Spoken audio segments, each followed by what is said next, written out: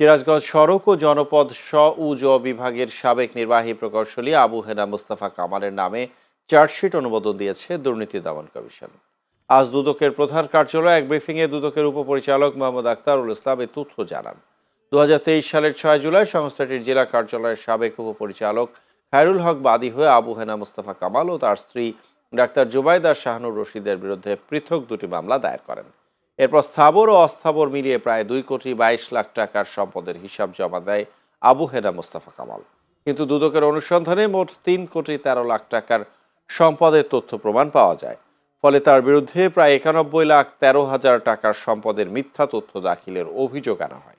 সাবেক নির্বাহী প্রকৌশলী সড়ক বিভাগের আবু হেনা মোস্তফা কামাল, বর্তমানে উনি অতিরিক্ত প্রকল্প পরিচালক, তত্ত্বাবধায়ক প্রকৌশলী সড়ক ও জনপদ অধিদপ্তর। তো ওনার জ্ঞাত আয় বহির্ভূত সম্পদ অর্জনের একটা মামলা ছিল। সেই মামলার বিবরণে যেটা জানা যায়, তার কমিশনে দাখিলকৃত সম্পদের বিবরণীতে যেটা পাওয়া যায়,